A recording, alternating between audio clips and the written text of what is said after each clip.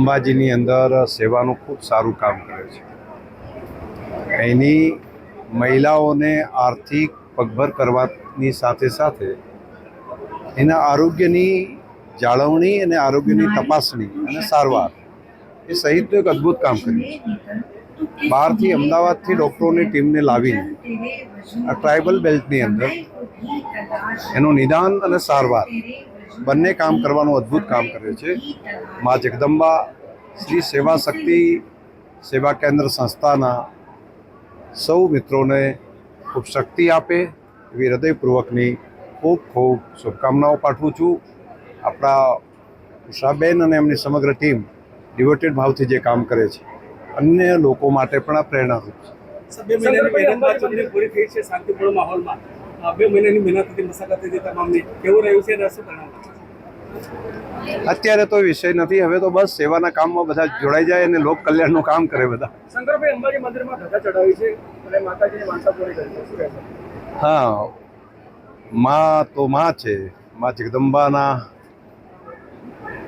આશીર્વાદ એ આખા દેશનું કલ્યાણ કરશે અને દેશની અંદર ફરી સશક્ત અને સ્ટેબલ અને દેશ હિતવાળી સરકાર ફરી આવે એ પ્રમાણેના શુભાશીષ પણ મા પાસે મૂક્યા છે.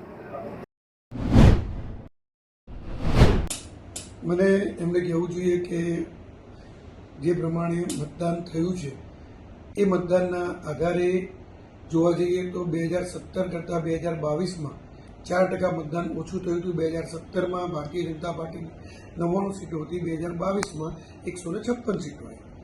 એટલે આ ટ્રેન્ડ એ સ્પષ્ટ કરે છે કે ભારતીય જનતા પાર્ટીની વધતી જતી લોકપ્રિયતા, આદરણીય નરેન્દ્રભાઈના સુશાસનમાં પ્રજાને જે સુખાકારી મળી, દેશનો જે વિકાસ થયો, ગુજરાતનો જે વિકાસ થયો, એના કારણે જે લોકોમાંથી મતદાન પ્રત્યે નહીં પરંતુ કોંગ્રેસ પ્રત્યે જે અરુચિ પેદા થઈ છે એના કારણે કોંગ્રેસના પોતાના કમિટેડ વોટર્સ, દરેક પક્ષના કમિટેડ વોટર્સ હોય છે, એ પ્રમાણે કોંગ્રેસના કમિટેડ વોટર્સ પણ કોંગ્રેસના વોટ કરવા નથી જતા.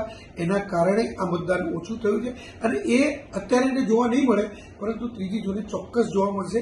અને મારે એ વખતે હેમાંગભાઈને કહેવું પડશે કે ભાઈ આ તમે જોઈ લો કે જે રિઝલ્ટ આવ્યું એ રિઝલ્ટ કહી આપે છે કે ભારતીય જનતા પાર્ટીની ફેવરમાં કેટલું મતદાન થયું હતું અને કોંગ્રેસની ફેવરમાં કેટલું મતદાન થયું. બીજો એક આક્ષેપ એમણે એ લગાવ્યો છે કે પેજ સમિતિના સભ્યો મતદાન કરવા નથી ગયા. તો શું હેમાંગભાઈ જોવા ગયા હતા કોણ મતદાન કરવા ગયું? પેજ સમિતિના સભ્યોની જો વાત કરીએ તો ભારતીય જનતા પાર્ટી પાસે 75 લાખ પરિવારો છે, 75 લાખ પેજ સમિતિના સભ્યો છે. જો 2022ની ચૂંટણીમાં પણ 75 લાખમાંથી જો 60% વોટિંગ થાય તો 50 લાખ લોકોએ વોટિંગ કર્યું હતું. દરેક ઘરના 3 સભ્યો ગણીએ તો 1.5 કરોડ મત ભારતીય જનતા પાર્ટીને મળવા જોઈએ. એની સામે ભારતીય જનતા પાર્ટીને 1 કરોડ ને 68 લાખ મત મળ્યા હતા. એટલે એના કરતાં પણ વધારે મત મળ્યા હતા. એની સામે કોંગ્રેસને જે 1 કરોડ 29 લાખ મત 2017માં લાયા હતા એ માત્ર આજે 80 કે 81 લાખ મતની અંદર સમેટાઈ ગયા હતા, જે ભારતીય જનતા પાર્ટી કરતાં અડધા કરતાં પણ ઓછા મતે કોંગ્રેસ સમેટાઈ ગઈ. નવરાશની પળો આવી ગઈ છે. શું લાગે છે તમારી જીતની? તમે કઈ રીતે માનો છો કે તમે જીતશો? ગઈકાલે ચૂંટણી પતી, આજે 8 વાગે મારા કાર્યાલય પર પહોંચેલું છે અને 8 વાગ્યાથી 2-3 પ્રોગ્રામો પતાવીને આજે બપોરે આવ્યો છું જમવા માટે. તો નવરાશની ક્યારેય પડ નથી. 6 મહિના દરમિયાન હું બહાર હતો. અહીંના લોકોના પીવાના પાણીના કામો, રસ્તાના કામો, આવાસના કામો બધા પેન્ડિંગ હતા તે આજેથી અમે ચાલુ કરીએ છીએ. અમે કાયમ ઇલેક્શન મોડમાં જોઈએ છીએ, એક્ટિવ મોડમાં જોઈએ છીએ.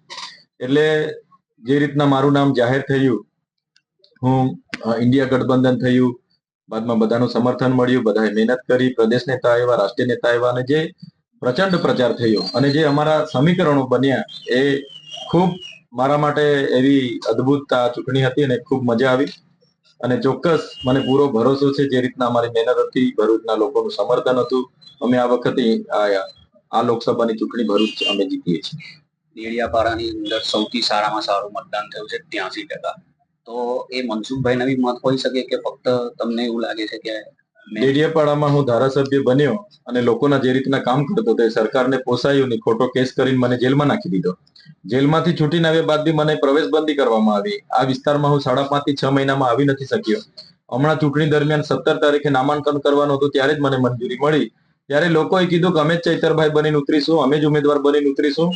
તમને હેરાન કર્યા છે ત્યારે અમે જેલનો જવાબ મતથી લઈશું. અને ખરેખર લોકોએ આટલી કાળઝાળ ગરમીમાં ઊંચું મતદાન કરીને સાબિત કરી દીધું છે કે ડેડિયાપાડા વિધાનસભા મારો પરિવાર છે, બધાનું સમર્થન આ વખતે મને છે, બધા મારી તરફી મતદાન કરી છે. કોર્ટે શરતોને અધીન આપને છૂટછાટ આપેલી, હવે એ છૂટછાટ પૂરી થઈ છે, તો શું થશે? હા, નામદાર ગુજરાત હાઈકોર્ટે મને નામાંકન કરવાનું હતું, ફોર્મ ભરવાનું હતું, એના આગલા દિવસે છૂટછાટ આપી હતી. તો 12 જૂનના રોજ એનો સુનાવણી છે. એ બાદ શું કોર્ટ નિર્ણય લે છે એ અમને આવકારી રહેશે. અમે અત્યારે ડેડિયાપાડા છે ને લોકોના જે વિકાસલક્ષી કામો છે તે કરવાનું ચાલુ કર્યું છે. ભરૂચના એક સંકુલની અંદર મતને નાખવા માટે થોડી ચકચાર થઈ ગઈ આમ આદમી પાર્ટીના થોડા અને ત્યાંના ધારાસભ્ય રમેશભાઈ મિસ્ત્રી બી હાજર થયા હતા. ભરૂચનું જાડેશ્વર હોય, ભોલાવ હોય, મક્તમપુરા હોય, સબરી હોય કે બાલ વિદ્યા વિહાર હોય, આ તમામ બૂથો પર ભૂતકાળમાં કોંગ્રેસ કે બીજી પાર્ટીના એજન્ટ નહોતા રહેતા, ખાલી ભાજપના લોકો રહીને મોકળું મેદાન મળી જતું હતું. આ વખતે બી ત્યાં કોઈ પોલીસ બંદોબસ્ત કે આવું કંઈ હતું નહીં, એટલે આ લોકો છેલ્લા કલાકમાં આ જ કરવાના હતા. ત્યારે અમારા એજન્ટોએ સ્પષ્ટપણે કરવા નથી દીધા. મારી પાસે ફોન હતો, હું પણ ભોલા પહોંચી ગયો, એટલે 100 મીટરની અંદરથી બધાને અમે બહાર કાઢ્યા. એટલે એ લોકો એમના ધારાસભ્ય રમેશ મિસ્ત્રી, એમના પેલા ધર્મેશ મિસ્ત્રી કે કોણ હતા, એ બધા મીડિયા વાળાને પણ મારવા દોડતા હતા. ત્યારે હું ત્યાં પોતે ઉભો હતો 6 વાગ્યા સુધી, જ્યાં સુધી પેટી સીલ થઈ ત્યાં સુધી અમે કરાવ્યું છે. આ વખતે એમનું બોગસ વોટિંગ પણ નથી થવા દીધું અને એ જ લોકો જે